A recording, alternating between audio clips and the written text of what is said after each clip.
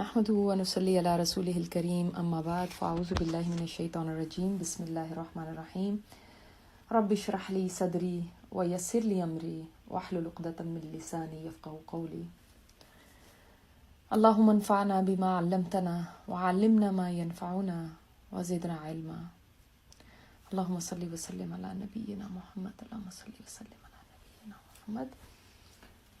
آج ہم شروع کرتے ہیں اپنا سیرت کا نیکسٹ لیسن، جس میں کہ ہم الحمدللہ ابھی تک پڑھ چکے ہیں ابو بکر صدیق رضی اللہ تعالیٰ عنہ کا حج، اور کیسے اس کے بعد ایک کے بعد ایک وفود آ رہے تھے، اور بعض وفود اسلام قبول کر رہے تھے، بعض اسلام کے بارے میں جاننے کے لیے آتے تھے، بعض کے کچھ سوالات کچھ باتیں تھیں جو پوچھنا چاہتے تھے۔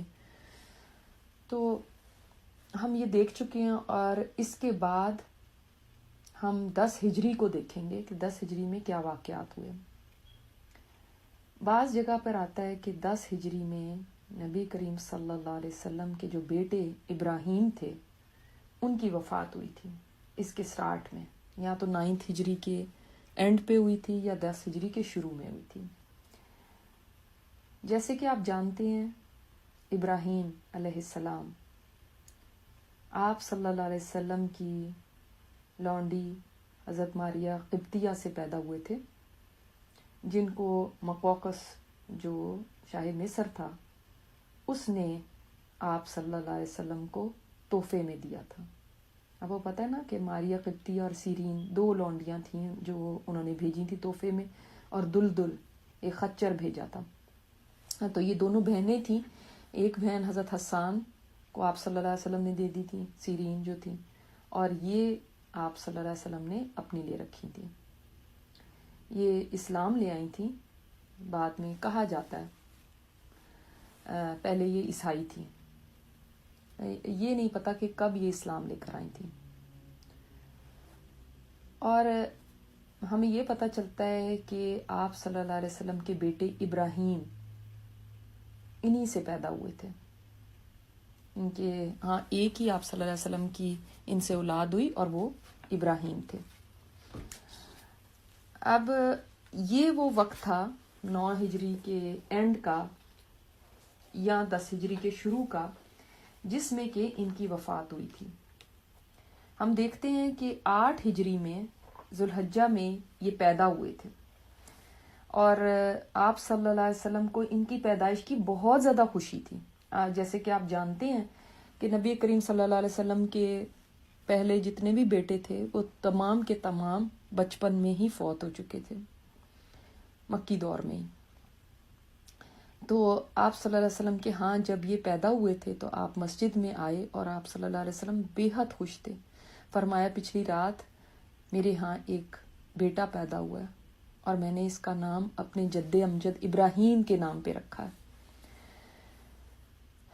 اور جیسے کہ آپ جانتے ہیں کہ اگر لونڈی کے بچہ پیدا ہو جائے تو وہ پھر بچہ جو ہوتا ہے وہ تو لیگل سٹیٹس رکھتا ہے، یعنی وہ بچہ جو ہوتا ہے وہ باپ کے لیے ویسے ہی ہوتا ہے جیسے اس کی دوسری اولاد ہوتی ہے، بیویوں سے جیسے اولاد پیدا ہوتی ہے، اس کے سٹیٹس میں کوئی فرق نہیں ہوتا۔ اور جب لونڈی کے بچہ پیدا ہو جاتا ہے وہ ام الولد کہلاتی ہے، اور وہ آزاد ہو جاتی ہے جس وقت کہ وہ مالک فوت ہوتا ہے۔ تو اس کے بعد جب کہ اس کا بچہ پیدا ہو جائے تو نہ وہ بیچی جا سکتی ہے، نہ کسی کو تحفے میں دی جا سکتی ہے، کچھ ایسا نہیں کیا جا سکتا، اور اس بچے کو بھی باپ کا نام بھی ملتا ہے، وراثت میں بھی حصہ ملتا ہے، وہی خاندان کہلاتا ہے، ٹھیک ہے۔ تو اس لیے اس سے فرق نہیں پڑتا کہ وہ ماریہ قبطیہ کے پیدا ہوئے یا آپ صلی اللہ علیہ وسلم کی کسی اور بیوی سے پیدا ہوئے، ایک ہی سٹیٹس ہوتا تھا۔ جس وقت یہ پیدا ہوئے تھے تو بہت ساری عورتیں آگے آئیں ان کو دودھ پلانے کے لیے، اور آپ صلی اللہ علیہ وسلم نے لیکن ان کو ایک عورت تھی جو ابو سیف لوہار کی بیوی تھی، ان کو دیا کہ وہ ان کو دودھ پلائیں، اور ان کا ماہانہ خرچ بھی مقرر کیا۔ اب بعض جگہ آتا ہے کہ یہ کچھ تقریباً 1.5 سال تک کی عمر کے تھے، اور آپ کو پتہ ہے کہ یہ عمر بہت ہی پیاری عمر ہوتی ہے، کیونکہ بچہ تھوڑا تھوڑا پاؤں پاؤں چلنے لگتا ہے اور تھوڑا سا توتلی سی کچھ بولنے بھی لگتا ہے، رسپانس دیتا ہے. تو اس ایج کے بچے کے ساتھ دل بہت لگتا ہے. لیکن ایک دن آپ صلی اللہ علیہ وسلم کو یہ خبر ملی کہ ابراہیم بیمار ہیں. تو نبی علیہ الصلوۃ والسلام دوڑتے ہوئے گئے، اور کئی اور صحابہ بھی آپ صلی اللہ علیہ وسلم کے ساتھ گئے. جب آپ صلی اللہ علیہ وسلم وہاں پہ ان کی رضائی ماں کے گھر پہنچے تو آپ نے ابراہیم علیہ السلام کو گود میں لے لیا اور ان کو پیار کیا اور ان کو سونگا. اور اس وقت ابراہیم کی جو سانسیں تھیں وہ ٹوٹ رہی تھیں، یعنی نزع کا عالم شروع ہو چکا تھا. جو ان کی جیسے کھانسی ہوتی ہے، سانس اکھڑنے لگتی ہے، وہ ان کا حال تھا. اور آپ کو پتہ ہے کہ انسان کی اپنی اولاد ہو، وہ بھی اس ایج کا بچہ ہو، اور وہ اپنی گود میں ہو اور اس کی سانسیں اکھڑ رہی ہوں، موت کا آثار شروع ہو گئے ہوں، تو انسان کا کیا حال ہوگا. تو نبی علیہ الصلوۃ والسلام کی آنکھوں سے آنسو بہہ لگے. ایک صحابی بولے، یا رسول اللہ، آپ بھی یعنی لوگوں کی طرح آپ بھی بے صبری کرنے لگے، کیا آپ بھی رو رہے ہیں؟ آپ صلی اللہ علیہ وسلم نے فرمایا، اے عبد الرحمن بن عوف، یہ بے صبری نہیں ہے، یہ تو رحمت ہے. پھر آپ دوبارہ رونے لگے. آنکھوں سے آنسو تھے کہ جاری تھے اور دل غمگین تھا، مگر آپ نے فرمایا کہ آنکھوں سے آنسو جاری ہیں، دل غمزدہ ہے، لیکن زبان سے ہم وہی کہیں گے جس سے ہمارا رب راضی ہوگا. اے ابراہیم، تمہاری جدائی نے ہمیں بڑا ہی غمگین کیا.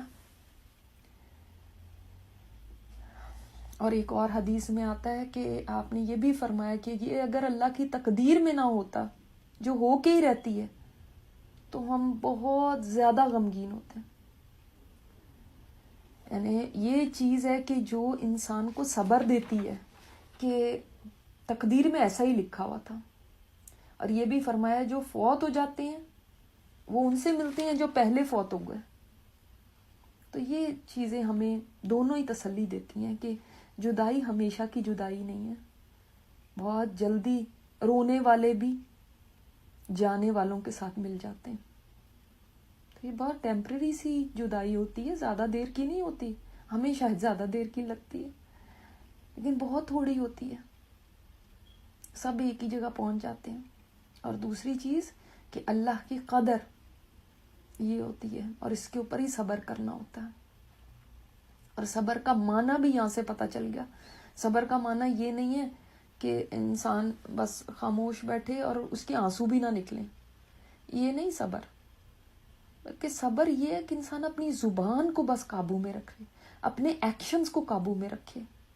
ایسے نہیں کہ بال نوچنے لگے، نوحہ کرنے لگے، چیخنے چلانے لگے، دیواروں سے سر مارنے لگے، کپڑے پھاڑنے لگے. یہ نہیں کرنا.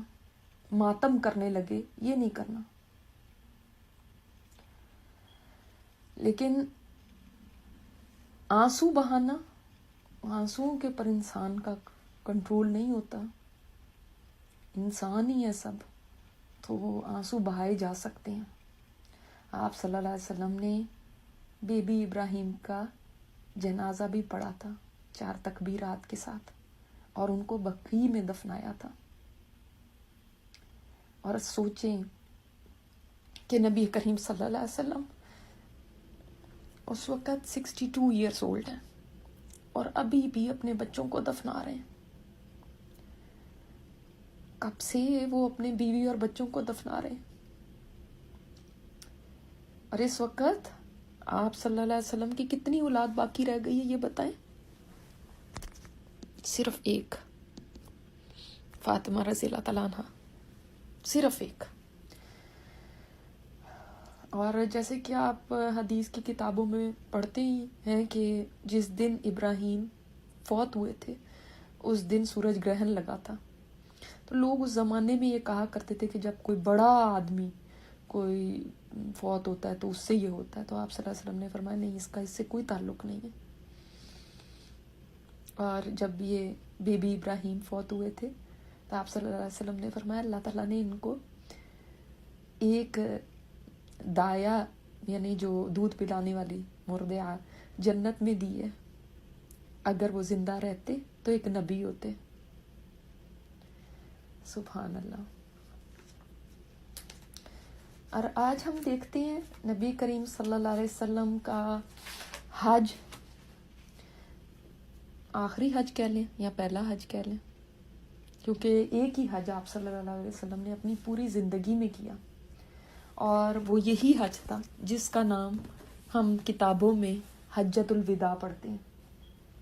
حجۃ الوداع کب کیا آپ صلی اللہ علیہ وسلم نے؟ 10 ہجری میں.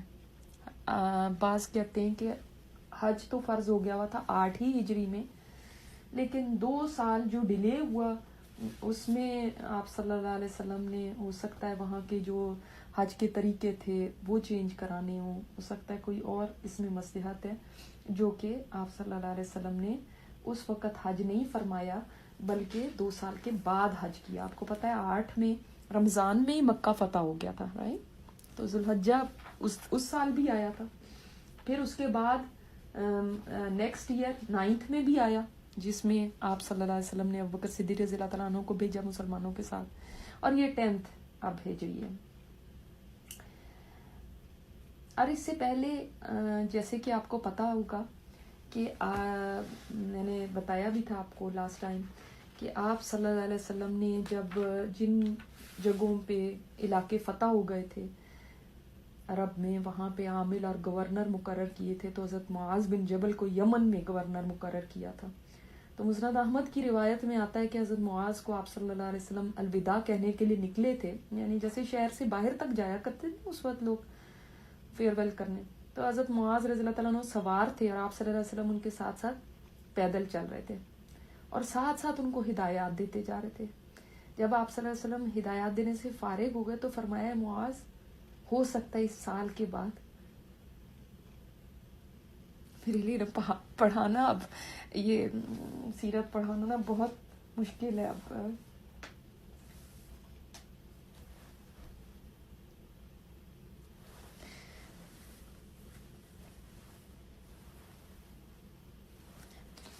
جیسے جیسے یہ اینڈ کی طرف جا رہی تو میرے لیے بہت زیادہ مشکل ہے پڑھانا. لیکن آپ نے فرمایا معاذ ممکن ہے اس سال کے بعد تم مجھ سے ملاقات نہ کر سکو، اور جب یہاں آؤ تو میری مسجد اور قبر کے پاس سے گزرو.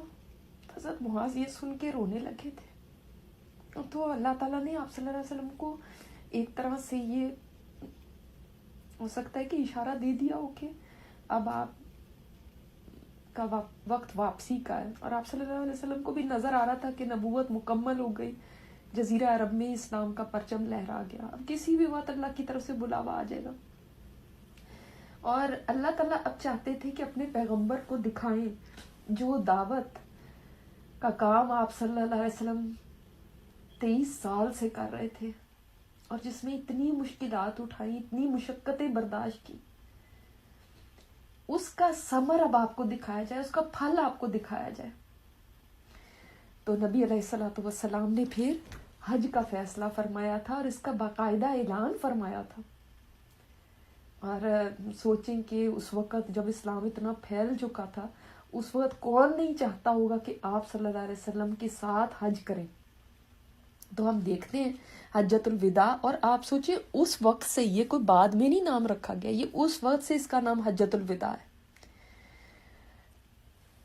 کیونکہ آپ صلی اللہ علیہ وسلم جس طرح سے اس میں کہہ رہے تھے اور الوداع کر رہے تھے صحابہ کو، تو تب سے ہی اس کا نام ہے. لیکن صحابہ اس وقت نہیں سمجھتے تھے کہ یہ آپ کا آخری حج ہے، ان کو نہیں پتا تھا. بعد میں پتا چلا کہ واقعی آپ صلی اللہ علیہ وسلم کا آخری حج تھا. تو ہم پڑھتے ہیں، گو کہ اس میں ڈیٹیلز بہت زیادہ نہیں ہیں، لیکن ہم انشاءاللہ تعالیٰ دوسری بک سے اس کی ڈیٹیلز دیکھیں گے. حجۃ الوداع سن 10 ہجری، پیج نمبر 354 ہے میری بک میں. جب جزیرہ عرب میں دعوت کی تبلیغ مکمل ہو گئی اور اللہ نے اہل ایمان کو ایک ایسی جماعت پیدا فرما دی، اہل ایمان کی ایک ایسی جماعت پیدا فرما دی جو دعوت کی حفاظت کی ضامن ہے اور اسے زمین کے کونے کونے تک پہنچانے کی کفیل تھی. یعنی اللہ تعالیٰ نے ایسی جماعت پیدا فرما دی تھی صحابہ کرام کی، جو کہ اب دعوت کے کام کی حفاظت بھی کرے گی اور اس کو آگے بھی لے کر پہنچائے گی. آپ صلی اللہ علیہ وسلم سے اتنے وہ ٹرین ہو چکے تھے. تو اللہ نے چاہا کہ رسول اللہ صلی اللہ علیہ وسلم کو انتقال سے پہلے ان کی جہد پیہم کا ثمرہ بھی دکھلا دے. یعنی جتنی انہوں نے محنت کی تھی نا، اس کا فروٹ دکھائے اللہ تعالیٰ ان کو. سبحان اللہ. جب انسان محنت کرتا ہے، آپ چھوٹے سے اپنا ٹیسٹ ہی سوچ لیں، آپ چھوٹے سے اپنے ٹیسٹ کے لیے کتنی محنت کرتے ہیں، پھر جب اس کو رزلٹ دیکھتے ہیں کہ اچھے گریڈز آئے ہیں تو کتنی خوشی ہوتی ہے. تو اب آپ صلی اللہ علیہ وسلم کی محنت کا تو ہم اندازہ بھی نہیں لگا سکتے، ان کے ایک ایک دن کا اور ایک ایک رات کے تڑپنے کا، اور اب اس کا رزلٹ دیکھنے کا وقت تھا. چنانچہ آپ کو ذی الحجہ 10 ہجری میں بیت اللہ کے حج سے مشرف فرمایا. یعنی آپ صلی اللہ علیہ وسلم کو اللہ تعالیٰ نے یہ آنر دیا، آپ نے حج کا ارادہ فرمایا تو لوگوں میں اس کا اعلان کر دیا. چنانچہ مدینہ میں بہت سے لوگ جمع ہو گئے. یعنی ہر ایک کی دیکھیں نا خواہش تھی کہ آپ کے ساتھ حج ادا کرے. ہفتہ کے دن جبکہ ذی قعدہ گزرنے میں 5 دن باقی تھے، یعنی 26 ذی القعدہ کو آپ نے بالوں میں کنگھی کی، تیل لگایا، تہبند پہنا، چادر پہنی اور ظہر کی نماز کے بعد مدینہ سے چل پڑے. دیکھیں نبی علیہ الصلوۃ والسلام کی تیاری، کنگھی بھی کی، تیل بھی لگایا، آپ صلی اللہ علیہ وسلم نے چادر اوڑھی اور پھر ظہر کی نماز کے بعد مدینہ سے چل پڑے اور عصر پڑھنے سے پہلے ذوالحلیفہ پہنچ گئے. ذوالحلیفہ آپ کو پتہ ہے نا اب کہاں پہ ہے ذوالحلیفہ؟ مدینہ سے اگر آپ مکہ کی طرف آئے تو بس چند منٹ میں ہی پہنچ جاتے ہیں، کچھ زیادہ دور نہیں ہے. اور یہاں پہ اب سعودی عرب میں اگر آپ جب کبھی اللہ تعالیٰ لے کر جائے ہم سب کو، تو بڑی خوبصورت مسجد وہاں پہ بنی ہوئی ہے. اور صحیح بخاری میں ہے کہ وہاں پہ اللہ کے رسول نے رات گزاری. ٹھیک ہے، اگلے روز حج کا قافلہ چلا تو اتنے لوگ تھے کہ انسانوں کا ٹھاٹھے مارتا سمندر تھا، اسی راستے پہ چل رہا تھا. آج تو وہاں پہ موٹر وے بنا دی ہوئی ہے نا انہوں نے. اور جابر رضی اللہ تعالیٰ عنہ فرماتے ہیں کہ یہاں مسجد میں اللہ کے رسول نے نماز ادا فرمائی، پھر اپنی اونٹنی قصوہ اس پر سوار ہو گئے، اور میں نے اپنی نگاہ دوڑائی تو میرے آگے لوگ پیدل بھی تھے، سوار بھی تھے، دائیں طرف اور بائیں طرف لوگ ہی لوگ تھے. پیچھے دیکھا تو وہاں پہ بھی لوگوں کی تعداد کا یہی حال تھا، اور اللہ کے رسول صلی اللہ علیہ وسلم ہم لوگوں کے درمیان میں تھے. یہ مسلم کی روایت ہے. تو آپ سمجھ آ گئی کہ آپ صلی اللہ علیہ وسلم ظہر کی نماز کے بعد مدینہ سے چلے، عصر سے پہلے وہاں پہنچ گئے، لیکن وہاں پہنچ کے رات گزاری تھی. 2 رکعت نماز آپ صلی اللہ علیہ وسلم نے وہاں پہنچ کے عصر کی پڑھی، کیونکہ ظاہر ہے اپنے شہر سے نکل گئے تھے. پھر وہیں رات گزاری. صبح ہوئی تو آپ نے فرمایا آج رات میرے رب کی طرف سے ایک آنے والا آیا، یعنی ایک فرشتہ آیا، اور اس نے کہا اس مبارک وادی میں نماز پڑھو اور کہو حج میں عمرہ ہے. یعنی ذوالحلیفہ میں ہی نماز پڑھیں آپ، اور یہاں پہ کہیں یعنی نیت کر لیں اپنی حج کی جو نیت ہے نا. یہ در حقیقت حج میں عمرے کی اباحت تھی، یعنی حج اور عمرہ ایک ساتھ کرنے کی بات تھی. اس سے پہلے عرب لوگ جو تھے وہ عمرہ حج کے ساتھ نہیں کیا کرتے تھے، اس کو بہت برا سمجھتے تھے کہ عمرہ حج ٹوگیدر، جسے اہل جاہلیت انتہائی برا سمجھتے تھے. پھر رسول اللہ صلی اللہ علیہ وسلم نے ظہر سے پہلے غسل کیا، سر اور بدن میں خوشبو لگائی جس میں مشک بھی تھی. ابھی آپ غور کرتے رہیں، غسل بھی فرمایا، खुशबू भी लगाई, क्योंकि अक्सर हम एहराम जब पहनने लगते हैं तो हमें समझ नहीं आती कि एहराम पहनने से पहले सुन्नतें क्या क्या है। गुस्ल किया, सर और बदन में खुशबू लगाई, यानी एहराम पहनने के बाद नहीं लगा सकते खुशबू, एहराम पहनने से पहले, मर्द लोगों की बात हो रही है, औरतों की एहराम पहनने से पहले खुशबू लगा सकते हैं। या औरतें हम भी अगर हमने खुशबू वाला साबन यूज करना है या कुछ है तो वो हम पहले यूज कर सकते हैं, उसमें कोई हरज नहीं है। तो खुशबू लगाई जिसमें मुश्क भी थी, फिर तहबंद पहना, चादर ओढ़ी, फिर 2 रकत जोहर की नमाज पढ़ी और मुसल्ले ही पर हज और उम्रे का एहराम बांधा। दोनों में क़िरान किया। क़िरान क्या होता है आपको पता है, मुख्तसरन आपको बता देती हूँ। हज 3 तरह की होती है, हज क़िरान, हज तमत्तो और हज इफराद, राइट। अब हज क़िरान क्या होता है, जिसमें हज और उम्रे का एक ही एहराम बांधा जाता है, एक ही एहराम के साथ पहले उम्रा किया जाता है, फिर उसी से आगे हज किया जाता है। हज तमत्तो क्या होता है, उसमें उम्रे का एहराम पहले पहना जाता है, फिर उम्रा करके एहराम से बाहर आ जाते हैं, फिर हज के दिनों के लिए फिर दोबारा एहराम पहनते हैं और फिर हज की नीयत से एहराम वो पहना जाता है। तो अलग अलग 2 एहराम हो गए एक ही सफर में, ठीक है। और हज इफराद का तो आपको पता ही है, बस उसमें सिर्फ हज होता है, उसमें उम्रा होता ही नहीं। और फरमाया अल्लाहुम्मा लब्बैक बिउम्रतिन व हज्जिन, ए अल्लाह उम्रे और हज के लिए हाजिर हूँ। देखिए हम यहाँ पे लब्बैक सिर्फ उम्रा नहीं कहा, बल्कि दोनों की नीयत एक साथ की, क्योंकि किरान था।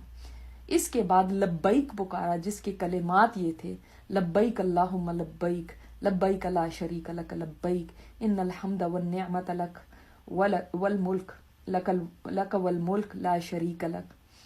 ये अल्फाज आप सल्लल्लाहु अलैहि वसल्लम से सुन्नत में मिलते हैं। कुछ और लोगों ने और भी अल्फाज कहे इसी से मिलते जुलते भी, और दूसरे भी वो भी कह सकते हैं। हम बार बार हाजिर हैं, ए अल्लाह हम बार बार हाजिर हैं, तेरा कोई शरीक नहीं, हम बार बार हाजिर हैं। यकीनन तारीफ और नेमत तेरे लिए है और बादशाहत भी। इन्नल हम्द वन निअमत लक, यानी तारीफ और नेमत तेरे लिए, वल मुल्क और बादशाहत भी तेरे लिए, ला शरीक लक, तेरा कोई शरीक नहीं। और कभी कभी फरमाते लब्बई का इलाहल हक, लब्बई हम बार बार हाजिर हैं माबूद बरहक। फिर मुसल्ले से निकलकर ऊंटनी पर सवार हुए और फिर लब्बैक पुकारा। और आप देखेंगे कि लब्बैक बहुत पुकारा जाएगा। और जब ऊंटनी आपको लेकर मैदान में चल पड़ी तो आपने फिर लब्बैक पुकारा। हमारे यहाँ अक्सर क्या होता है, फिर एहराम पहनने के बाद थोड़ी देर तो लब्बैक पुकारते हैं, उसके बाद भूल ही जाते हैं, फिर और बातों में लग गए, फिर और चीज़ों में कहीं कहीं याद आया तो फिर। ऐसा नहीं होना चाहिए। मर्दों को बुलंद आवाज में लब्बैक पुकारना चाहिए, औरतों को आहिस्ता आवाज में, मगर मुसलसल पुकारते रहना चाहिए। कितना प्यारा तराना है ना, जो पुकारते पुकारते अल्लाह के घर तक इंसान पहुंचे कि अल्लाह हम हाजिर, अल्लाह हम आ रहे हैं, अल्लाह हम हाजिर हो रहे हैं, अल्लाह हम बार बार हाजिर हैं। कितना प्यारा कलमा है ये, इसकी जिस्ट को समझे। लब्बैक अल्लाहुम्मा लब्बैक की जब पुकारे हो रही हो, लोग एक जुबान होके ये पुकार रहे हो, तो कैसा लगे, फिजा कैसी लगे। जब मैं हज पे नहीं गई थी तो मुझे ऐसे लगता था कि शायद इसी तरह होता होगा कि सब लोग ऐसे बुलंद आवाजें होंगी और ऐसे चल रहे होंगे। जब वहां गए तो ऐसा कुछ भी नहीं था। कोई कोई ग्रुप हल्का हल्का कहीं नजर आ जाता था जो कुछ कहता हुआ जा रहा होता था होटल से निकलते। तो ऐसा नहीं होना चाहिए।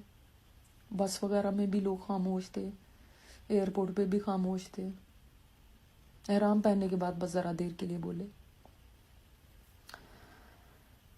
तो नमाज के बाद जुल्हलैफा ही में आपने हदी कुर्बानी के जानवरों के कुहान चीरे और इन्हें कलादे पहनाए। यानी बाज लोगों ने तो 7 जानवर लिए हुए थे। तो उस वक़्त उस ज़माने में क्या होता था कि जो कुर्बानी के जानवर होते थे ना, उनको स्पेशल निशानियां पहना देते थे, उनकी स्पेशल निशानी लगा भी देते थे उन पे, ताकि सबको पता हो जाए कि ये कुर्बानी के जानवर हैं। उनकी बड़ी ताज़ीम होती थी, ये अल्लाह के रास्ते में कुर्बान होने के लिए जा रहे हैं, तो उनको साथ ले जाया जाता था। ठीक है, आपने देखा है कि हुदैबिया के मौके पर जब आप सल्लल्लाहु अलैहि वसल्लम उम्रे के लिए निकले थे तो तब भी कुर्बानी के जानवर साथ लिए थे ना। इसके बाद आप सल्लल्लाहु अलैहि वसल्लम ने अपना सफर जारी रखा। हफ्ता भर बाद मक्का के करीब पहुंचे तो ज़ीतुआ में रात गुजारी। यानी ज़ीतुआ मक्का से बाहर जगह है। اب یہاں پہ کیوں رات گزاری؟ اس لیے کہ جب پہنچے ہیں وہاں پہ تو اس وقت رات کا ٹائم تھا، اور آپ صلی اللہ علیہ وسلم کی عادت مبارک یہ تھی کہ رات کے وقت کسی شہر میں داخل نہیں ہوا کرتے تھے، بلکہ باہر ہی پڑاؤ کیا، رات گزاری، اور اس کے بعد جب صبح ہوئی تو فجر پڑھ کر غسل فرمایا۔ اس سے پتہ چلتا ہے کہ احرام کی حالت میں بھی آپ غسل کر سکتے ہیں۔ بعض لوگ سوچتے ہیں احرام میں نہ نہانا ہے، نہ دھونا ہے، نہ کچھ نہیں کر سکتے احرام میں۔ نہیں، احرام میں بھی آپ نہا سکتے ہیں۔ اب دیکھیں نبی علیہ الصلوۃ والسلام احرام نہیں ہے، تو ایک طرح سے فریش اپ ہوئے، اپنے آپ کو ایک طرح سے دوبارہ تیار کیا۔ دیکھیں ایک سفر کی تھکان ہے، پورے ہفتے سے چل رہے ہیں، تو اب ایک، اور پھر اتنا بڑا قافلہ تھا، چلتے چلتے بھی سلو ہوتا ہے نا، اسی لیے 7-8 دن لگ گئے پہنچتے پہنچتے۔ بعض جگہ پر آتا ہے کہ 4 ذی الحجہ کو پہنچے تھے، تو یہی یہاں پہ ہے۔ پھر مسجد حرام میں داخل ہو، یہ اتوار 4 ذی الحجہ کی صبح تھی، ٹھیک ہے۔ تو اب آپ نے اہتمام بھی کیا۔ یہ ہمیں بھی سمجھنا چاہیے کہ جب ہم عمرے کے لیے جائیں تو ضروری نہیں ہے کہ ہم آتے ہی بس ادھر سامان پھینکا اور ادھر بس دوڑتے ہوئے چلے گئے۔ اگر ہم آ کر ذرا شاور لے کر تھوڑی دیر سستا کے پھر آرام کر کے تھوڑی دیر کے بعد پھر جائیں فریش ہو کر، تو اس عبادت کا لطف ہی الگ ہے۔ مارے باندھے کی عبادت کیا عبادت ہوتی ہے کہ بس جلدی جاؤ، کام سر سے اتارو، بس ہو جائے ہمارا عمرہ جلدی سے، ایسے نہیں۔ شوق اور محبت ہونی چاہیے۔ اب اس کے لیے دیکھیں آپ صلی اللہ علیہ وسلم باہر ہیں، وہ چاہتے تو راتوں رات ہی پہنچ جاتے اور وہاں پہ جا کے عمرہ وغیرہ کر لیتے، لیکن آپ نے وہاں پہ قیام فرمایا، رات کو، صبح کو تیاری کی، پھر نکلے۔ پھر وہاں پہنچ کے نبی علیہ الصلوۃ والسلام نے کیا کیا؟ بیت اللہ کا طواف کیا اور صفا مروہ کی سعی کی۔ اور ہمیں پتہ چلتا ہے کہ آپ صلی اللہ علیہ وسلم جب یہاں پہ پہنچے ہیں تو آپ نے پورا اپنا عمرہ ادا فرمایا۔ پھر بالائی مکہ میں ہجون کے مقام پر قیام فرمایا۔ ہجون کدھر ہے؟ جدھر اب کلاک ٹاور وغیرہ نا، وہ نہیں ہے ہجون، اس سے اپوزٹ سائڈ جو سمجھ لیں وہ ہجون ہے۔ اور دوبارہ پلٹ کر طواف نہیں کیا، البتہ احرام برقرار رکھا۔ دوبارہ طواف تو نہیں کیا لیکن احرام وہی رکھا، کیونکہ آپ صلی اللہ علیہ وسلم قارن تھے۔ کیا مطلب؟ یعنی حج قران کر رہے تھے، یعنی حج اور عمرے کا احرام اکٹھا باندھا تھا۔ اور اس کی وجہ یہ تھی کہ آپ ہدی ساتھ لائے تھے، جانور ساتھ لائے ہوئے تھے۔ چنانچہ جو کوئی بھی اپنے ساتھ ہدی لایا تھا، آپ نے اسے حکم دیا کہ اپنا احرام برقرار رکھے۔ البتہ جو لوگ ہدی نہیں لائے تھے انہیں حکم دیا کہ طواف و سعی کے بعد سر منڈوا لیں اور پورے طور پر حلال ہو جائیں اور اپنی اس عمل کو عمرہ قرار دے دیں، خواہ انہوں نے حج کی نیت سے احرام باندھا ہو یا عمرے کی نیت سے یا دونوں کی نیت سے۔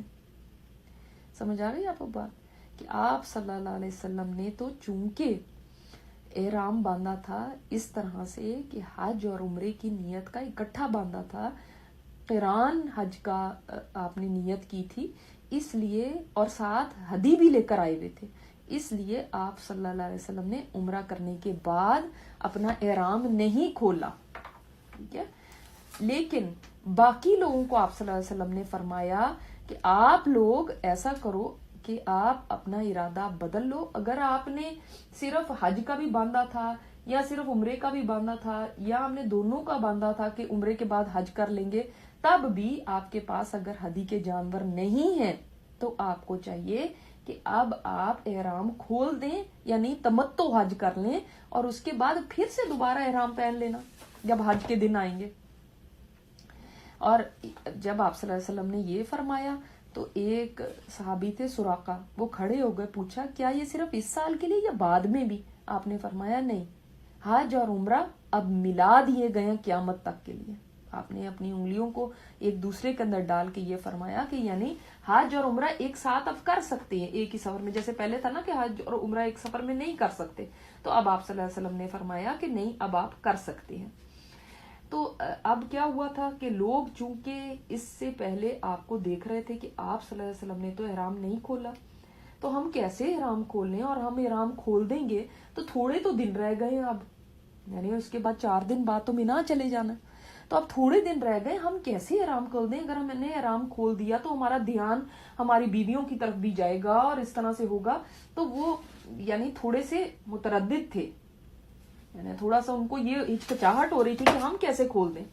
تو آپ صلی اللہ علیہ وسلم نے ان کو فرمایا کہ نہیں، تم اگر میرے ساتھ بھی ہدی کے جانور نہ ہوتے تو میں بھی حج تمتعی کرتا، میں بھی حج کا احرام بعد میں باندھتا اور میں اس وقت یعنی عمرے کا احرام ہی باندھتا اور عمرے کے احرام سے نکل آتا. سمجھ آ گئی بات؟ یعنی آپ صلی اللہ علیہ وسلم کی بھی یہ خواہش تھی، لیکن آپ صلی اللہ علیہ وسلم اپنے ساتھ ہدی کے جانور لائے ہوئے تھے. تو فرمایا اگر مجھے پہلے وہ پتا ہوتا جو اب پتا ہے تو میں بھی یہ نیت نہ کرتا حج قران کی، اگر میرے ساتھ ہدی کے جانور نہ ہوتے تو میں بھی حج تمتعی کرتا. ٹھیک ہے، اب یہ بات سمجھ آ گئی. تو اب کیا تھا کہ لوگوں نے پھر آپ صلی اللہ علیہ وسلم کی اطاعت کی، اور انہوں نے جو ان کو پریشانی تھی کہ اب ہم اپنی بیویوں کی طرف چلے جائیں گے، پھر یہ ہوگا، پھر تو 4 دن تو رہ گئے. پہلے ایسا تو کبھی نہیں ہوتا تھا، لوگ آتے تھے حج کے احرام کے اندر اور احرام پہنے ہی ہوئے حج پہ چلے جاتے تھے. تو یہ پھر کیا ہو گیا، اب ہم یعنی اپنے احرام سے جب نکلیں گے تو اپنے گھر والوں کی طرف متوجہ ہو جائیں گے، تو یہ تو اچھی بات نہیں ہے. تو ان کو تھوڑا سا یہ چیز ان کو وری کر رہی تھی. لیکن جب آپ صلی اللہ علیہ وسلم کا حکم ہوا تو انہوں نے اطاعت کی اور انہوں نے اپنے احرام کھول دیے، جو لوگ ہدی نہیں لائے ہوئے تھے. ٹھیک ہے، اس کے بعد علماء کے اندر اب یہ بحث ہے کہ کون سا حج پھر افضل ہے، اس لیے کہ آپ صلی اللہ علیہ وسلم نے یہ فرمایا ہے کہ اگر مجھے بھی پہلے پتا ہوتا تو میں بھی حج تمتعی کرتا. اسی وجہ سے امام شافعی کے نزدیک امام احمد بن حنبل کے نزدیک حج تمتع افضل ہے.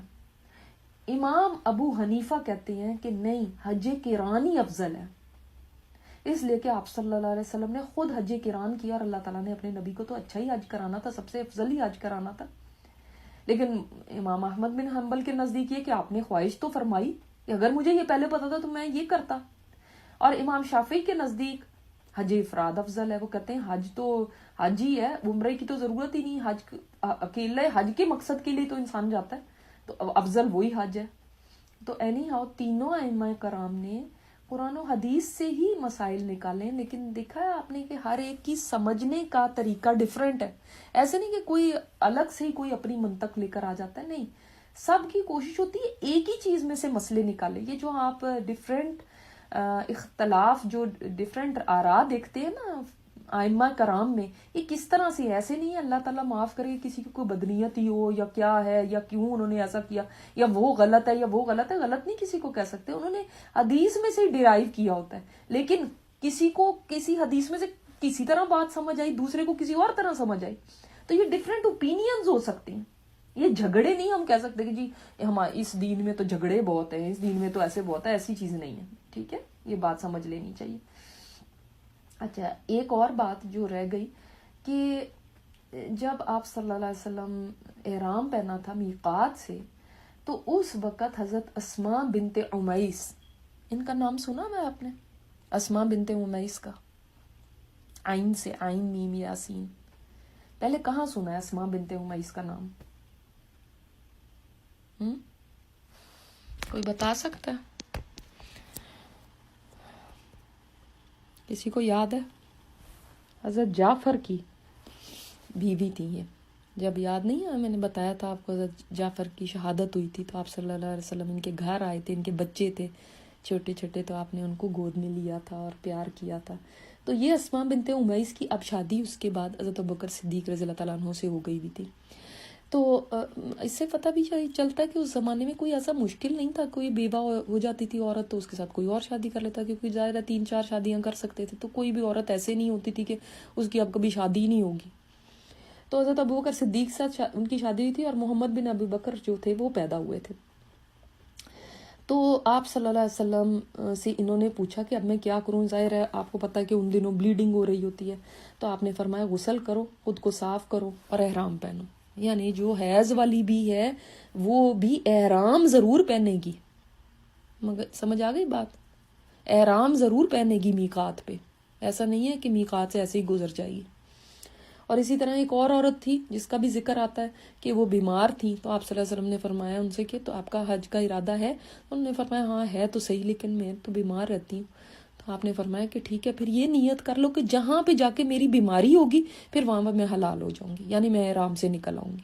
اس نیت کے ساتھ پھر بھی انسان باندھ سکتا ہے احرام، یا ارادہ کر سکتا ہے کہ ٹھیک ہے اگر تو میں صحیح رہی تو پھر ٹھیک ہے، اگر نہیں صحیح رہی تو جہاں پہ میری بیماری شروع ہو جائے گی پھر بس میں احرام سے نکل آؤں گی، میں اس وقت حلال ہو جاؤں گی. ٹھیک ہے.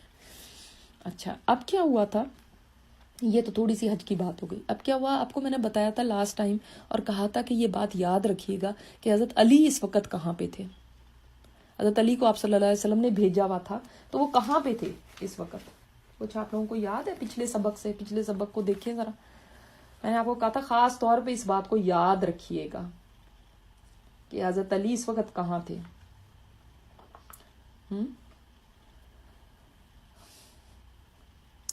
اچھا آپ نکالیں، یہ تھا بنو مزہج کا اسلام.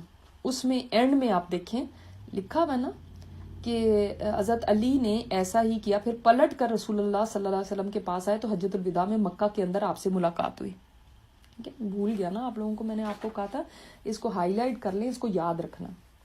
تو حضرت علی تو وہاں گئے ہوئے ہیں، اب وہ وہاں سے پلٹے ہیں یمن سے، اور یمن سے پلٹتے وقت آپ صلی اللہ علیہ وسلم نے ان سے بھی فرمایا تھا کہ میرے لیے بھی وہاں سے جانور لے آنا، تو وہ آپ صلی اللہ علیہ وسلم کے جانور بھی لا رہے ہیں. اب وہ آئے تو آتے ہی سیدھے سب سے پہلے اپنی بیوی کے خیمے میں گئے، حضرت فاطمہ رضی اللہ تعالیٰ عنہ کے.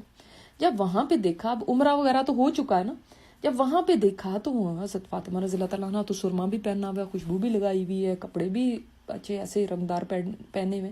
تو ان کو غصہ آ گیا کہ آپ یہ کیا کر رہی ہیں، یہ کیسے آپ نے کر لیا، ہم تو حج پہ آئے میں. تو فرمایا کہ میرے والد سے جا کے پوچھو، انہوں نے یہ بتایا. اب حضرت علی تو گئے آپ صلی اللہ علیہ وسلم کے پاس، تو جا کے ان کو قصہ بتایا. تو آپ نے فرمایا ہاں وہ سچ کہتی ہیں، میں نے یہ حکم دیا کہ آپ احرام سے باہر آ جائیں.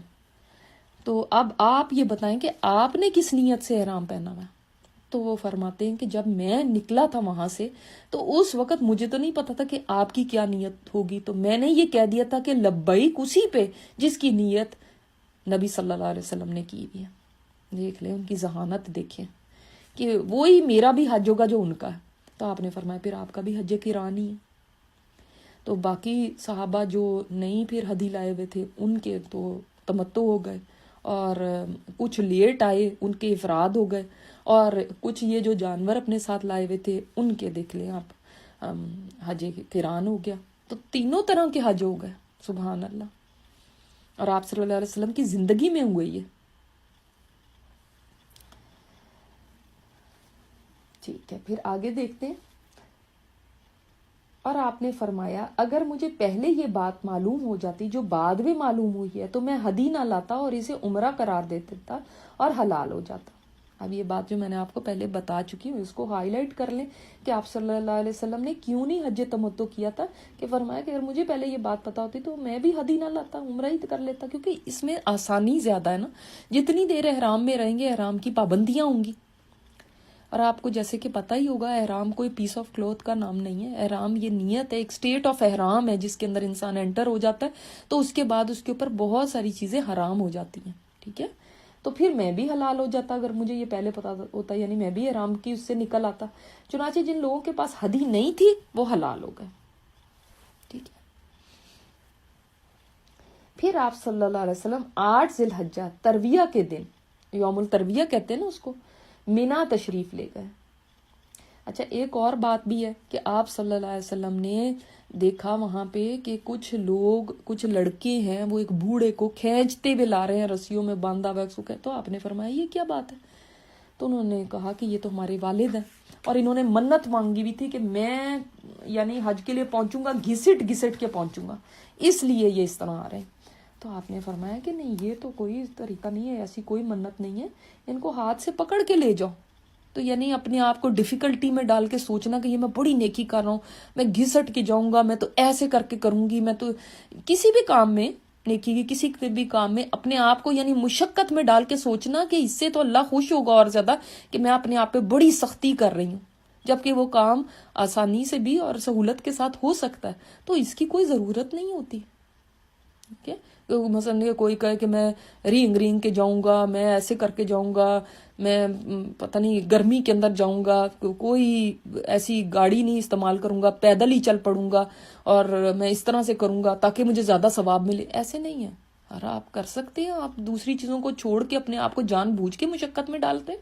اللہ کو یہ ضرورت نہیں ہے اور نہ ہی ایسی منتیں ماننی چاہیے. تو آپ مینا تشریف لے گئے. جو لوگ حلال ہو چکے تھے وہ بھی حج کا احرام باندھ کر مینا آ گئے. ٹھیک ہے. اب وہ لوگ جنہوں نے احرام سے نکل آئے تھے انہوں نے بھی احرام باندھ لیا اور وہ بھی مینا آ گئے. مینا میں آپ نے ظہر، عصر، مغرب، عشاء اور فجر کی نمازیں پڑھی. کیا مطلب؟ جب پہنچے اس کا مطلب فجر تو پہلے پڑھ لی نا وہاں، اب اس کے بعد مینا پہنچے تو اب ظہر، عصر، مغرب، عشاء ہو گئی. 8 تاریخ 8 ذی الحجہ ختم ہو گئی. اب فجر کی بھی جب پڑھ لی تو کون سی سٹارٹ ہو گئی؟ کون سا دن سٹارٹ ہو گیا؟ اب 9. ٹھیک ہے. اب 9 ہو گیا سٹارٹ. فجر کی نمازیں پڑھی اور 4 رکعت والی نمازیں قصر کر کے 2 رکعت پڑھی. یعنی یہ جو 5 نمازیں تھیں ان میں جو 4 رکعت والی تھیں ان کو آپ صلی اللہ علیہ وسلم نے قصر کیا، اور یہی آپ صلی اللہ علیہ وسلم کی سنت ہے. اسی کو ہمیں پورا کرنا چاہیے، نہ کہ یہ ہم جا کے وہاں پہ کہیں نہیں جی ہم تو پوری پڑھیں گے، آخر ہم اتنی دور آئے ہوئے ہیں ہم کیوں تھوڑی پڑھیں. نہیں، جو آپ کی سنت ہے یہی تو ہمارا امتحان ہوتا ہے کہ جو آپ صلی اللہ علیہ وسلم کی سنت ہے ہم نے ویسے ہی کرنا. یہاں پہ قصر پڑھی ہے، ہم نے قصر پڑھنی. پھر سورج طلوع ہونے کے بعد یعنی فجر پڑھنے کے بعد آپ مینا سے، پھر طلوع ہونے کے بعد مینا سے چل پڑے. آج کل وہ ویسے فجر پڑھاتے ہی لے کے چل پڑتے کیونکہ رش اتنا زیادہ ہے تو پھر سورج طلوع ہونے کا انتظار نہیں کرتے. اور عرفات تشریف لائے.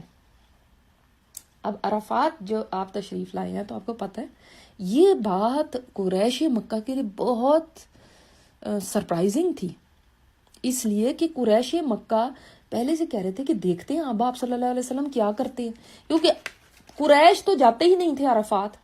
وجہ کیا تھی؟ کوئی کسی کو پتہ ہے وجہ؟ ہم پڑھ چکے ہیں قرآن میں. کسی کو وجہ پتہ ہے کہ قریش کیوں نہیں عرفات میں جاتے تھے؟ مزدلفہ تک ہی جاتے تھے، آگے نہیں جاتے تھے. مینا جاتے تھے، مزدلفہ جاتے تھے. اس لیے کہ مینا اور مزدلفہ جو ہے وہ حرم کی حدود میں ہے. عرفات جو ہے نا بے شک اس کی بے حد فضیلت ہے لیکن وہ حرم میں نہیں ہے، وہ حرم میں نہیں ہے. تو وہ کہتے تھے ہم تو اہل حرم ہیں، حرم والے لوگ ہیں، ہماری یہ شان کے خلاف ہے کہ ہم آگے تک جائیں. عام لوگ جاتے ہیں تو جاتے ہیں، ہم کیوں جائیں، ہم قریش ہیں. تو اب وہ کہتے ہیں اب دیکھتے ہیں، اب تو سارے مسلمان ہو گئے نا، اب وہ کہتے ہیں دیکھتے ہیں اب آپ صلی اللہ علیہ وسلم کیا کرتے ہیں. تو جب دیکھا تو آپ صلی اللہ علیہ وسلم پہلے تو عرفات کے باہر جگہ تھی. جب دیکھیں یہاں سے چل پڑے نا، اب جنہوں نے حج کیا ہوا ہے وہ اپنے حج کو یاد کریں اور جنہوں نے نہیں کیا وہ سوچیں کہ یہ ہے طریقہ حج کا. اللہ تعالیٰ سب کو بار بار لے جائے. تو آپ صلی اللہ علیہ وسلم عرفہ سے باہر ہی ایک جگہ پر نمرہ جس کو کہتے ہیں وہاں پہ آپ صلی اللہ علیہ وسلم نے قیام کیا. یہ آپ کو پتہ ہے نا ساتھ ساتھ جڑے ہوئے ہیں. جو ہم مسجد نمرہ بھی کہتے ہیں اس کا بھی کچھ پورشن عرفات سے باہر ہے، زیادہ پورشن عرفات میں ہے. ٹھیک ہے. اچھا اب آپ صلی اللہ علیہ وسلم یہاں پہ رہے اور آپ صلی اللہ علیہ وسلم یہاں خیمہ لگایا ہوا تھا اور اب سارے لوگ دیکھ رہے ہیں، سب کی نظر ہے کہ اب آپ کیا کرتے ہیں. اور آپ صلی اللہ علیہ وسلم اس کے بعد پھر یہاں سے تشریف لے گئے آگے عرفہ کے اندر. ٹھیک ہے. یہ کب ہوا تھا؟ جب ظہر کا تقریباً یعنی وقت شروع ہوا. ٹھیک. تو عرفہ میں آپ صلی اللہ علیہ وسلم داخل ہوئے. جب بالکل زوال کا وقت شروع ہوا تو آپ نے فرمایا کہ میرا اونٹ لایا جائے. آپ کی اونٹنی لائی گئی اور ظہر شروع ہوتے ہی آپ صلی اللہ علیہ وسلم عرفہ میں داخل ہو گئے اور سب کی کنفیوژن دور ہو گئی کہ سب کو عرفات تک جانا ہے، اور آپ وہاں پہ بطن الوادی میں پہنچے۔ اب یہ یہاں پہ ہم دیکھتے ہیں بک میں، پھر سورج طلوع ہونے کے بعد مینا سے چل پڑے اور عرفات تشریف لے آئے۔ وہاں وادی نمرہ میں آپ کے لیے قبا لگا ہوا تھا، آپ اسی میں استراحت فرما ہوئے، یعنی تھوڑی دیر آرام کیا۔ سورج ڈھلا تو قصوہ اونٹنی پر سوار ہو کر وادی عرفہ میں تشریف لائے۔ یہ بات اب سمجھ آ گئی نا، ڈھلا کا مطلب کیا، یعنی زوال کا ٹائم ہوتا ہے ایک بالکل، جب پورا سورج اوپر ہوتا ہے، ذرا سا ڈلتا ہے تو ظہر شروع ہوتی ہے نا، تو یعنی ظہر شروع ہوتے ہی آپ صلی اللہ علیہ وسلم نے فرمایا میری اونٹنی لے کر آؤ، اور اس پہ سوار ہو کے تب آپ وادی عرفہ میں تشریف لے گئے۔ لوگ آپ کے ارد گرد جمع تھے، آپ نے ان کے اندر کھڑے ہو کر خطبہ دیا، اللہ کی حمد و ثنا کی، شہادت کے کلمات کہے، اللہ سے ڈرنے کی وصیت کی۔ پھر یہاں پر آپ صلی اللہ علیہ وسلم کا یہ جو تاریخی خطبہ ہے نا، وہ یہاں کی بات ہے۔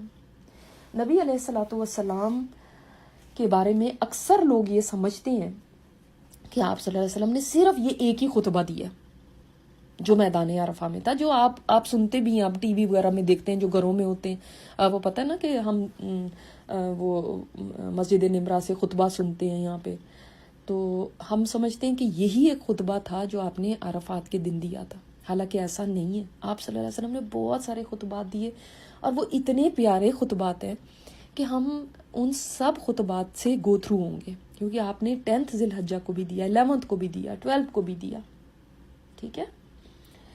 تو یہ خطبہ ایسا خطبہ ہے کہ یعنی جس کو کہتے ہیں کہ ہسٹری میں، پوری انسانیت کی جو ہسٹری ہے اس میں حقوق انسانی پر اس سے زیادہ بڑھ کے کوئی خطبہ نہیں ہو سکتا، ہیومن رائٹس پہ اتنا زبردست خطبہ ہے۔ اور چونکہ بہت سارے خطبات ہیں چھوٹے چھوٹے، ہم ڈفرینٹ بک سے دیکھیں گے، اور ان خطبات میں آپ صلی اللہ علیہ وسلم نے پوری انسانیت کو جو قیامت تک آنے والی ہے ان سب کو ایک پیغام دے دیا، ایک بہت بڑا پیغام دے دیا۔ اب ہم تھوڑا سا ایک اور بک سے دیکھیں گے آپ صلی اللہ علیہ وسلم کا خطبہ، اور اس کے بعد ہم ڈفرینٹ خطبات بھی دیکھیں گے، لیکن یہ خطبات خاص طور پہ یہ جو عرفہ کے دن کا خطبہ ہے نا، سبحان اللہ، اس کی ایک خطبے کے اوپر محدثین نے کتابیں لکھ دی اس کی شرح میں، اس کی ایکسپلینیشن میں، اور ایک لیکچر بھی ہے، ہو سکتا ہے ویب سائٹ پہ ہو، اگر ہوا تو ایڈمن اس کا لنک دے دیں، جو میں نے اس کے اوپر خطبہ حجۃ الوداع پہ بہت پہلے ایک لیکچر دیا تھا، تو بہت ہی پیارا خطبہ ہے۔ تو آپ صلی اللہ علیہ وسلم نے کیا فرمایا اس میں، حضرت جابر بیان فرماتے ہیں کہ نبی صلی اللہ علیہ وسلم نے فرمایا آج کون سا دن ہے، پہلے دیکھیں آج کون سا دن ہے، یہ میں کسی اور بک سے پڑھ رہی ہوں، آج کون سا دن ہے، صحابہ نے کوئی جواب نہ دیا، ان کا خیال تھا شاید رسول اللہ صلی اللہ علیہ وسلم اس دن کا کوئی اور نام دینے والے ہیں، یعنی وہ ادب کے طور پہ نا آگے سے جواب نہیں دیتے تھے کہ ہو سکتا ہے ہم غلط سوچ رہے ہیں، آپ نے کچھ اور اس کو بتانا ہو۔ رسول اللہ صلی اللہ علیہ وسلم نے پوچھا کیا یہ یوم النحر نہیں ہے، یعنی قربانی کا دن؟ صحابہ نے عرض کی جی ہاں اے اللہ کے رسول۔ پھر آپ نے دریافت فرمایا یہ مہینہ کون سا ہے؟ صحابہ کا خیال تھا شاید اس مہینے کا اور نام ہے، چنانچہ وہ خاموش رہے۔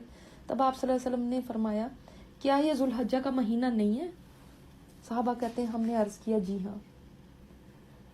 تو رسول اللہ صلی اللہ علیہ وسلم نے فرمایا پھر سنو، تمہارا خون، تم سب لوگوں کا مال اور دولت، اور تم سب کی عزت اور حرمت کی پامالی اسی طرح حرام ہے جس طرح آج کے دن کی عزت کو پامال کرنا حرام ہے، تمہارے اس شہر مکہ کی حرمت کو پامال کرنا حرام ہے، اور اس مہینے کی عزت کو پامال کرنا حرام ہے۔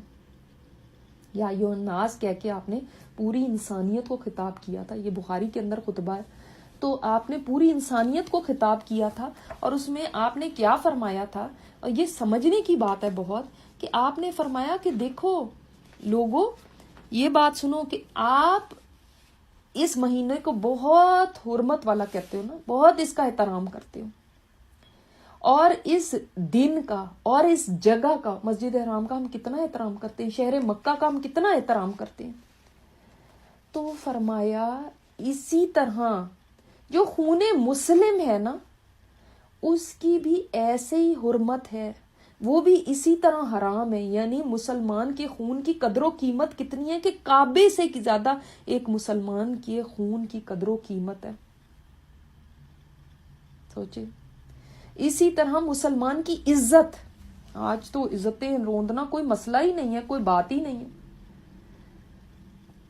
اس کو بھی حرام کر دیا گیا کہ دوسرے مسلمان پہ اس دوسرے کی عزت اچھالنا، اس کو ذلیل کرنا، اس کی غیبت کرنا، اس کی کسی طرح کے بھی اس کی عزت کی پامالی کرنا، یہ حرام ہے. ہم یہ تو حرام سمجھتے ہیں کہ وہاں جا کے ہم نے کوئی بڑا عزت والا شہر ہے، بڑا عزت، یہ نہیں سمجھ کہ مسلمان کی عزت اس سے بھی زیادہ ہے. یہ بھی ایسے ہی حرام ہمارے لیے. اور مسلمان کا مال، تمہارے خون، مال، عزتیں سب حرام ہے. یعنی حرام ہے مطلب کیا؟ یعنی ایک دوسرے کے یہ غصب کرنا حرام ہے. اسی طرح حرام ہے جیسے یہ شہر حرام ہے، جیسے یہ دن حرام ہے، جیسے یہ مہینہ حرام ہے. پھر فرمایا ہر مجرم کے گناہ کا وبال اسی پہ ہے، جو کرے وہی بھرے. یہ نہیں کہ ایک کے ہاتھ سے دوسرے کا نقصان ہو گیا تو وہ اس کی اولاد سے بدلہ لے. یعنی پہلے ہی زمانے میں یہ ہوتا تھا، ایک دوسرے کو قتل کرتا تھا تو پھر وہ اس کے قبیلے کا کوئی بھی اٹھا کے قتل کر دیتا تھا. وہ پھر اس کی یعنی ایک اس کا قتل ہوا تو وہ اس کے 2 قتل کر دے گا، اس کے 2 ہوئے تو اس کے 4 کرے گا. اسی طرح چلتا تھا. اور معذرت کے ساتھ آج ہمارے ملک میں یعنی یہ کوئی سنی سنائی بات نہیں ہے.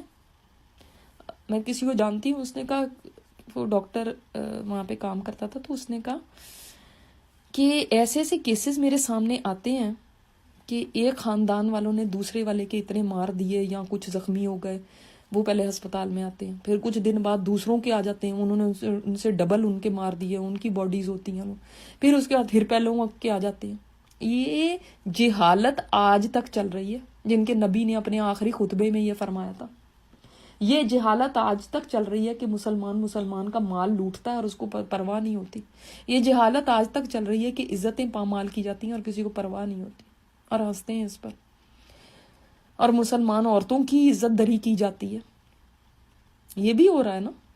ایک عزت وہ ہے جو وربلی کسی کی عزت خراب کر دی جائے، اور ایک عزت کی پامالی یہ بھی ہے کہ مسلمان بچیاں ہی مسلمان آدمیوں کے ہاتھوں سے محفوظ نہیں ہیں.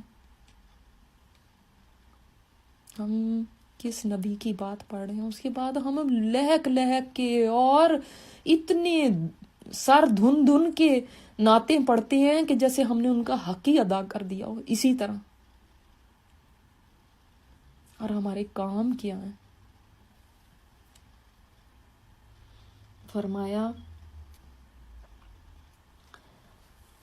یا اولاد نے کیا تو اس کا باپ نہیں پکڑا جائے گا. سنو، شیطان اس سے تو مایوس ہو چکا ہے کہ تمہارے اس شہر میں کبھی بھی اس کی عبادت کی جائے. ہاں، وہ اس سے خوش ہوتا ہے کہ تم اپنے چھوٹے چھوٹے اعمال میں ہی اس کی اطاعت کر لو. اگر بڑوں میں نہیں کرتے تو چھوٹوں میں ہی اس کی اطاعت کر لو. شیطان اسی سے خوش ہو جاتا ہے.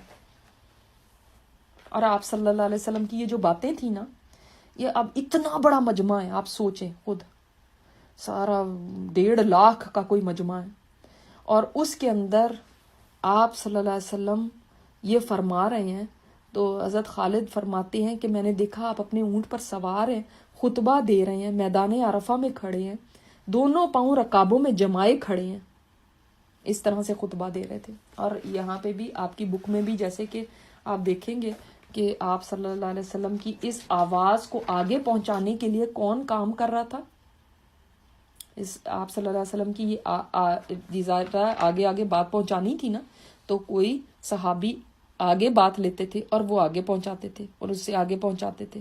اس طرح سے بات پہنچائی جا رہی تھی. وہ دیکھیں گے ہم آگے. یعنی پھر ہم دیکھتے ہیں کہ نبی کریم صلی اللہ علیہ وسلم، بک سے دیکھیں، لوگوں میری بات سنو. اب دیکھیں جیسے میں نے آپ کو کہا نا کہ آپ نے کیا فرمایا، لوگوں، یعنی ساری انسانیت کے لیے ہے یہ. میری بات سنو، مجھے نہیں معلوم غالباً میں تم سے اپنے اس سال کے بعد اس مقام پر کبھی نہ مل سکوں. یعنی آپ صلی اللہ علیہ وسلم نے بتا دیا کہ اب اس کے بعد میری تمہاری ملاقات شاید اب نہ کبھی ہو سکے. یعنی تم میرے سے سیکھ لو باتیں، سمجھ لو باتیں. اور ہم خوش قسمت ہیں کہ ہم تک یہ باتیں پہنچ گئیں اس طرح سے کہ ہم وہاں پہ نہیں تھے لیکن باتیں ایز اٹ از پہنچ گئیں. تمہارا خون، تمہارا مال اور تمہاری آبرو یعنی عزت ایک دوسرے پر اسی طرح حرام ہے جس طرح آج کے دن کی، موجودہ مہینے کی، موجودہ شہر کی حرمت. ہم کعبے کو تو بہت حرمت والا سمجھتے ہیں لیکن ہم کسی مسلمان کی جان، مال اور عزت کو کوئی حرمت نہیں دیتے. آپ نے فرمایا جاہلیت کے زمانے کے تمام خون برباد ہیں، اب ان خونوں کے انتقام کے در پہ ہرگز نہ ہونا، جو ہوا سو ہو چکا. جاہلیت کے تمام دستور آج میں نے اپنے ان دونوں قدموں تلے روند کر سب کو کالعدم قرار دے دیا، یعنی کینسل ہو گئے سارے. میں دوسری جگہ سے پڑھ رہی ہوں، یہاں پہ بھی جیسے ہے سن لو، جاہلیت کی ہر چیز میرے پیروں تلے رون دی گئی ہے. یعنی اب وہ جو جاہلیت کے سارے کام تھے وہ نہیں اب ہوں گے. اور جیسے میں نے آپ کو بتایا کہ اس طرح سے انتقام لیا جاتا تھا، اس لیے اب وہ بھی ختم ہو گیا. جاہلیت کے خون بھی ختم کر دیے گئے، یعنی اب اس کا کوئی بدلہ نہیں لیا جائے گا. اور ہمارے خون میں سے پہلا خون جسے میں ختم کر رہا ہوں وہ ربیعہ بن حارث کے بیٹے کا خون ہے. یہ عبد المطلب کے خاندان میں سے ہی آگے بچوں میں سے تھے جن کو قتل کر دیا گیا تھا. یہ بچہ بنو سعد میں دودھ پی رہا تھا کہ بنو حذیل نے اسے قتل کر دیا تھا. تو اب یہ انہوں نے اب بدلہ لینا تھا نا. تو آپ نے فرمایا کہ نہیں، اب بس ختم. یعنی کہیں تو سٹاپ ہوگا، کوئی تو دن ہوگا جب ایک کہہ دے کہ بس دیٹس اٹ. یہ نہیں ہے کہ چلتا ہی جائے گا، نہیں ہم تو اپنا بدلہ لیں گے اس کے بعد آپ سٹاپ ہو جائیں. وہ کہیں گے نہیں ہم اپنا بدلہ لیں گے آپ سٹاپ ہو. اس طرح تو کبھی بھی کام ختم ہی نہیں ہوگا. اپنا اصلی مال لے لو، نہ تو تم ظلم کر کے سود لے لو، نہ تم پر ظلم کیا جائے گا کہ تمہاری اصلی رقم بھی روک لی جائے. اور اس میں بھی آپ نے کیا فرمایا، میرے چچا عباس کا جو سود جس کے ذمے ہے وہ سب بھی ختم ہو رہا. اب یعنی کوئی حضرت عباس دیتے تھے نا، جیسے یعنی قرض دیتے تھے، تو اب سود سمیت کسی کو لوٹانا نہیں. اب یہ سارے کا سارا سود ختم ہے. اپنے گھرانے سے دیکھیں، آپ صلی اللہ علیہ وسلم نے ابتدا کی، یہ اپنے گھرانے کے خون کو پہلے معاف کر دیا، اپنے گھرانے سے سود کو پہلے ختم کیا. وہ سود جس کا ادنا ترین، آپ صلی اللہ علیہ وسلم نے فرمایا، جس نے ادنا ترین درجے کا سود بھی کھایا تو ایسے جیسے اپنی ماں سے 70 بار زنا کرنا اور اللہ اور اس کے رسول سے جنگ. اللہ اکبر. یا اللہ ہمیں سود کے لقموں سے محفوظ رکھنا، یا اللہ ہمیں سود کی کمائیوں سے محفوظ رکھنا، یا اللہ سود کا ایک ذرہ بھی ہمارے رزق میں شامل نہ ہو پائے. پھر دیکھیں فرمایا لوگوں، عورتوں کے معاملے میں اللہ سے ڈرتے رہو. تم نے انہیں اللہ کی امان سے لیا ہے اور ان کی شرمگاہیں تم نے اللہ کے کلمے سے حلال کی ہیں. یعنی عورتوں کے بارے میں خاص طور پہ تاکید کی، اللہ کی امانت کے ساتھ لیا، اللہ کے کلمے کے ذریعے، یعنی اللہ کا نام لے کر ان سے نکاح کیے نا، ان کی شرمگاہیں حلال کی. ہاں بے شک ان پر تمہارا یہ حق ہے کہ تمہاری اجازت کے بغیر کسی کو تمہارے گھر میں نہ آنے دیں. اگر وہ ایسا کرے تو تم قدرے مار پیٹ سے بھی تنبیہ کر سکتے ہو. یعنی کیوں یہ کہا گیا؟ اس لیے کہ اس زمانے میں تو عورتوں کو جانوروں سے بھی بدتر سلوک کیا جاتا تھا، جانور سے بھی بدتر سلوک. لیکن کیا فرما دیا؟ ہلکی ایسی چیز کہ تمہارے گھر میں کسی کو ایسے کو آنے دیں جس کو تم نہیں پسند کرتے، تمہارے بستر پہ کسی شخص کو نہ آنے دیں جس کو تم گوارا نہیں کرتے. تو ہلکی ایسی سخت مار نہیں، ہلکی اس کو بتانے کے لیے کہ دیکھو اس چیز سے باز آ جاؤ. اور ان کا حق تم پر یہ ہے کہ تم انہیں اپنی طاقت بھر دستور کے مطابق کھلاتے پلاتے پہناتے اڑاتے رہو. یعنی جتنی جو تمہارا سٹیٹس ہے اسی کے مطابق ان کو رکھو، جتنا تم کماتے ہو اس کے مطابق ان کو کھلاؤ پلاؤ پہناؤ اڑاؤ. یہ نہیں کہ کماتے تو اتنا ہے تو بیوی کو بالکل فقیر نہیں بنا کے رکھا ہوا، اس کے اوپر کچھ خرچ نہیں کرنا، اس کو کوئی خرچہ نہیں دینا، یعنی بیوی کا نان نفقہ تمہارے ذمے ہے، اس کی جان مال عزت آبرو کی حفاظت مرد کے ذمے ہے، اس کے خود کے ذمے نہیں ہے کوئی کمائیاں کرنی لے کر آنا باہر سے۔ آج تو پہلے پوچھتے ہیں نا، رشتہ کرنے سے پہلے پوچھتے ہیں جاب کرتی ہے کہ نہیں، ہمیں تو جاب والی لڑکی چاہیے۔ تو آپ کا بیٹا کیا کرے گا پھر؟ اس کا ذمہ ہے کہ وہ نان نفقہ دے، کھلائے پلائے پہنائے، جیسا خود رہتا ہے ویسے معروف طریقے سے۔ معروف طریقہ مطلب کیا ہوتا ہے؟ معروف طریقہ وہ ہے کہ جو جتنا اس کا سٹیٹس ہے، جتنی اس کی کمائی ہے اس کے مطابق۔ ایسا بھی نہیں ہے کہ بیچارہ ایک فقیر ہے اور اس کو وہ کہیں گے نہیں جی وہ تو لکھا ہوا ہے معروف طریقے سے ہونا چاہیے تو مجھے تو شہزادیوں کی طرح رکھو۔ نہیں، وہ اپنے مطابق رکھے گا، جو درمیانہ ہے وہ اپنے مطابق، جس کا جو جتنی بھی اس کی حیثیت ہے اس کے مطابق بیوی کو بھی ہونا چاہیے۔ یہ نہیں کہ میاں کی حیثیت کچھ ہے تو بیوی کی کچھ اور ہو۔ اور یہاں سے صاف ہی پتہ چلتا ہے کہ کس کی ذمہ داری۔ اب وہ کہتے ہیں کہ اگر تم کماتی ہو تو اپنے کھانے پینے اور پہننے کا تم خود ذمہ داری لو، میں کیوں تمہیں کھلاؤں پلاؤں پہناؤں؟ حالانکہ یہ مرد کی ذمہ داری، چاہے عورت کماتی کیوں نہ ہو پھر بھی مرد کی ذمہ داری ہے۔ وہ کماتی ہے، وہ اپنے پاس رکھتی رہے، وہ اس کا مال ہے، آدمی کا حق ہی نہیں ہے اس کے اوپر، لیکن آدمی کے مال کے اوپر عورت کا حق ہے۔ اللہ تعالیٰ نے کتنا بڑا حق دیا عورت کو۔ اس کو کہا تم خرچ کرو گے اس کے اوپر، عورت کو نہیں کہا گیا کہ اگر تم بھی کماتی تو تم اس پہ خرچ کرو۔ اور دیکھیں جاتے جاتے بھی میرے نبی کہہ گئے مردوں کو کہ عورتوں کا خیال رکھنا، عورتوں کے بارے میں اللہ سے ڈرنا، اللہ سے ڈرو عورتوں کے بارے میں۔ اس کے باوجود کتنی کمپلینٹس آتی ہیں، کتنی کمپلینٹس آتی ہیں کہ یہ آدمی ہمارے ساتھ ایسے کرتے ہیں، یہ سلوک ہے، یہ سلوک ہے ان کا۔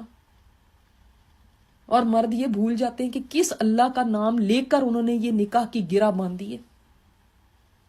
اللہ کا نام بہت بڑی بات ہے، اس نام کو بیچ میں لا کے اس نام کی کچھ لاج رکھو۔ اس نام کو بیچ میں لائے ہو تو تب تم نے ان کو اپنے اوپر حلال کیا، ورنہ کوئی مرد کسی عورت سے نہیں فائدہ اٹھا سکتا، وہ پتہ ہے نکاح کے بغیر۔ اور عورت اپنے آپ کو آفر کر دیتی ہے اس آدمی کے لیے، تو یہ کتنی بڑی بات ہے۔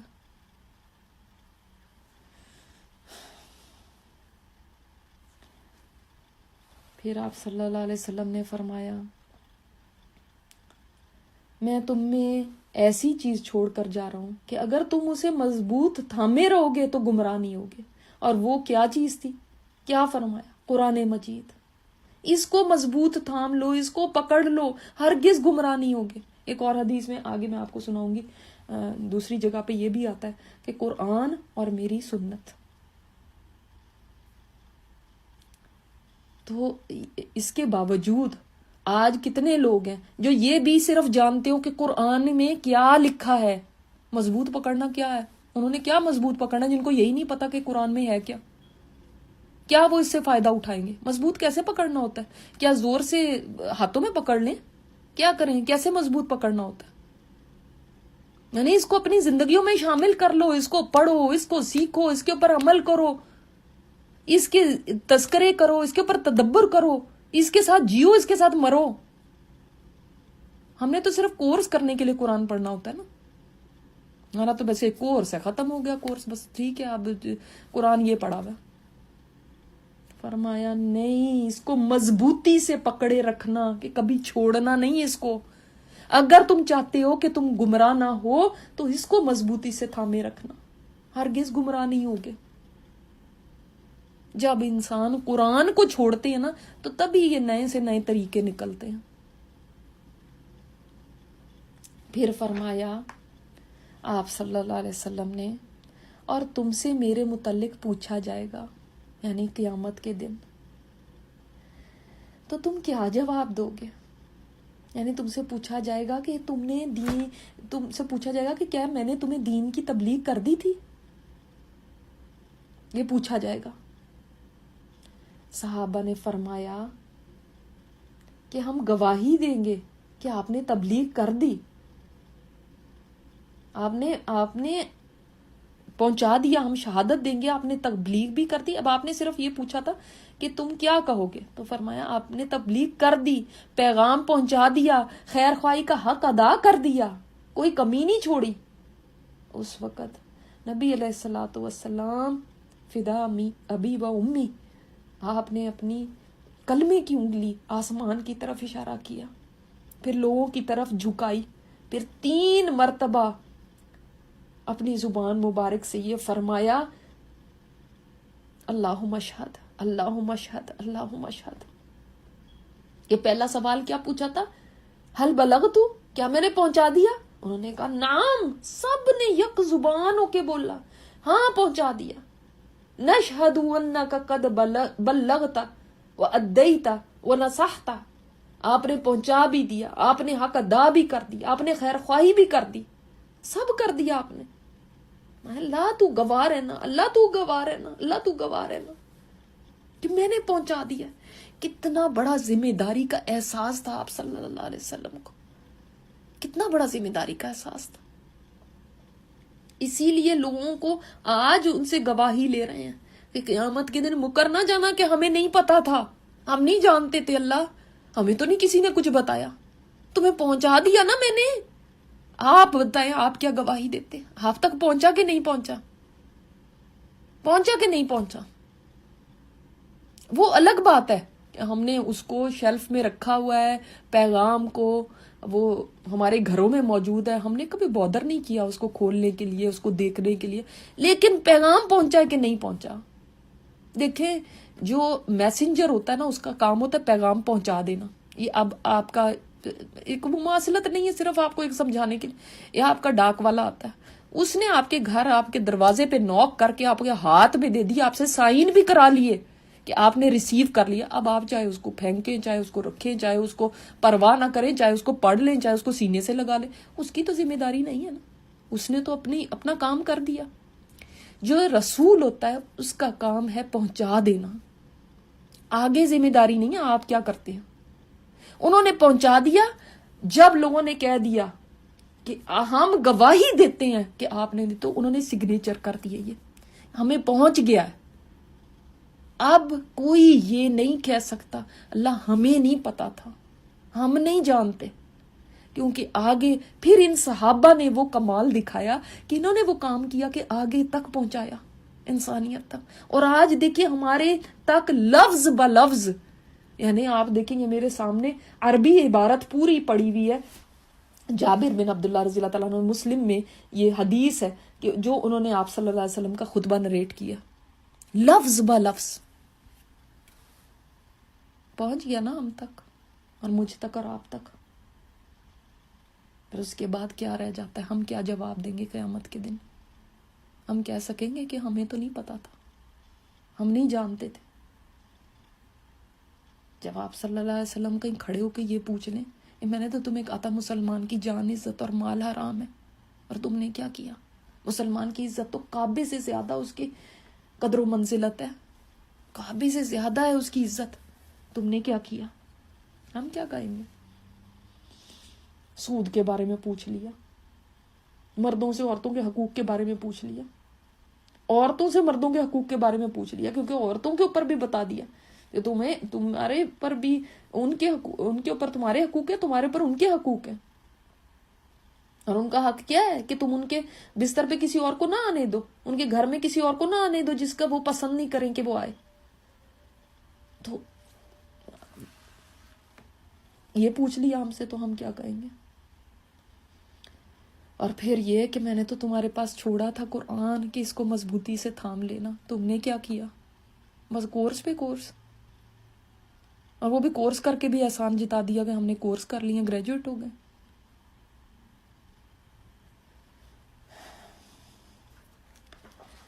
یہ سن کر آپ نے شہادت کی انگلی کو آسمان کی طرف اٹھاتے اور لوگوں کی طرح جھکاتے ہوئے فرمایا، اے اللہ گوار ہے، اے اللہ گوار ہے، اے اللہ گوار ہے۔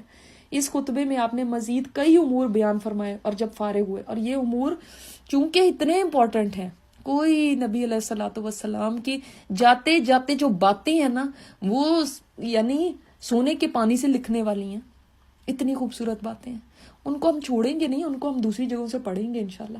اور جب فارغ ہوئے تو آپ پر اللہ تعالیٰ نے یہ ارشاد نازل فرمایا، الیوم اکملت لکم دینکم واتممت علیکم نعمتی وردیت لکم الاسلام دینا، سورہ مائدہ کی آیت۔ تو اس سے آگے انشاءاللہ تعالیٰ ہم نیکسٹ ٹائم پڑھیں گے. وقت پورا ہو چکا ہے تو پھر ہم دیکھیں گے کہ اور خطبات آپ صلی اللہ علیہ وسلم کے کیا تھے. آج میں نے حالانکہ سارے نکالے ہوئے تھے کہ میں آپ کے سامنے یہ خطبات رکھوں گی. اور اس کے اندر ایک بات اور رہ گئی کہ عائشہ رضی اللہ تعالیٰ عنہ جس وقت آپ صلی اللہ علیہ وسلم یہاں پہ پہنچے مکہ تو دیکھا عائشہ رضی اللہ تعالیٰ عنہ تو رو رہی ہیں. اور وہ کیوں رو رہی ہیں کہ فرماتی ہیں کہ مجھے حیض آ گیا. جیسے ہماری جیسی عورتیں کئی دفعہ ایسے ہوتا ہے کہ وہاں پہنچ کے پیریڈ شروع ہو جاتے اور تو فرمایا کہ میں کیا کروں اب. ایک ان کو دکھ ہوتا ہے, دکھ ظاہر ہے کئی عورتیں رو رہی ہوتی ہیں وہاں پہ اسی طرح. تو آپ صلی اللہ علیہ وسلم نے فرمایا یہ تو ایک ایسی چیز ہے جس کو اللہ تعالیٰ نے آدم کی بیٹیوں کے لیے لکھ دیا ہے, اس لیے تم بھی حج کے تمام افعال پورے کر لو, البتہ بیت اللہ کا طواف نہ کرنا. تو یعنی اب آپ عمرہ نہ کرو, عمرہ چھوڑ دو, حج کا احرام باندھ لو اور پھر آگے حج کے سارے مناسک پورے کرو. بس صرف آپ نے بیت اللہ کا طواف نہیں کرنا. پھر ہم بعد میں دیکھیں گے کہ حج کے بعد کیا ہوا کہ پھر انہوں نے پھر اپنا عمرہ بھی پورا کیا تھا. ٹھیک ہے, تو یہ بھی چیزیں ساری ساتھ ساتھ چل رہی ہیں. ٹھیک ہے, جزاکم اللہ خیرا کثیرا. سبحانک اللہم و بحمدک نشہد ان لا الہ الا انت نستغفرک و نتوب الیک. السلام علیکم ورحمۃ اللہ وبرکاتہ.